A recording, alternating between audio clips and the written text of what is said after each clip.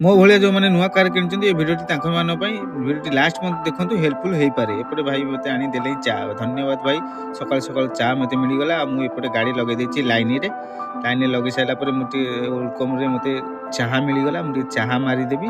ବର୍ତ୍ତମାନ ଚା ଟିକେ ମାରିଦେବି ତାପରେ ମୁଁ କହିବି ଆପଣମାନଙ୍କୁ ମୁଁ ଏଇଟା କେଉଁ ଜାଗାକୁ ଆସିଛି। ଇଏ ହେଉଛି ମାରୁତି ସୁଜୁକି ସର୍ଭିସିଂ ସେଣ୍ଟର, ଯାହା କଟକ ପ୍ରେସ୍ ଛକରେ ଆଭେଲେବୁଲ୍। ମୁଁ ଆଜି ଆସିଛି ମୋ ଗାଡ଼ିର ସେକେଣ୍ଡ ସର୍ଭିସିଂ କରିବା ପାଇଁ। ଚାଲନ୍ତୁ ଭିତର ଆଡ଼େ ଟିକେ ବୁଲି ଆସିବା। ମୁଁ ଆଗରୁ ଆସିଥିବା ଗାଡ଼ିମାନଙ୍କୁ ଏମିତି ବି ଭାଇମାନେ ଟଙ୍ଗେଇ ଦେଇଛନ୍ତି, ଯାହା ସମସ୍ତେ ମିଶିକି ତାର ଚକା ଫକା ଖୋଲୁଛନ୍ତି। ମୋତେ କହିଲେ ସାର୍ ଆପଣ ଯାଆନ୍ତୁ ରେଷ୍ଟ ରୁମ୍ରେ ରେଷ୍ଟ କରିବେ। ମୁଁ କହିଲି ହଉ ଠିକ୍ ଅଛି, ଚାଲନ୍ତୁ ମୁଁ ଟିକେ ଚା ପିଇକା ରେଷ୍ଟ ରୁମ୍ ଆଡ଼େ ଯିବି।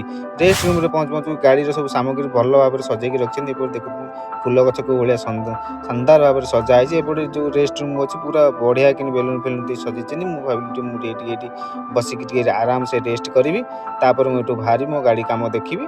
ତାପରେ ମୁଁ ଯିବି ଘରକୁ। ଚାଲନ୍ତୁ ଯିବା ଦେଖିବା ମୋ ଗାଡ଼ି କୋଉ ଯାଏଁ କାମ କଲା। ମୋ ଗାଡ଼ିକି ଭାଇ ଏମିତି ଝୁଲେଇ ଦେଇଛନ୍ତି ଭାଇ, ଦେଖିକି ଭାଇ ବହୁତ ଡର ଲାଗିଲା, ଯେହେତୁ ମୋ ନୂଆ ଗାଡ଼ିଟା କିଛି ହେବନି ସେମିତି ଭଗବାନଙ୍କ ଦୟାରୁ। ଚାଲନ୍ତୁ ଯିବା ଆଗକୁ କ'ଣ କରିବି। ଏପଟେ ମୋ ଗାଡ଼ିଟାକୁ ଲାଇଟ୍ ଫାଇଟ୍ ମାରି ସବୁ ଚେକ୍ କରିଦେଲେ ଆଉ ଲାଇନରେ ଲଗେଇଦେଲେ ସର୍ଭିସିଂ ସେଣ୍ଟର ଧୋଇବା ପାଇଁ। ତାପରେ ତଳଟାକୁ ପୁରା ଭଲ ଭାବରେ, କାରଣ ମୋ ତଳଟା ପୁରା ମଇଳା ହେଇଯାଇଥିଲା, ତାକୁ ଭଲ ଭାବରେ ଧୋଇଦେଲେ ମେସିନରେ।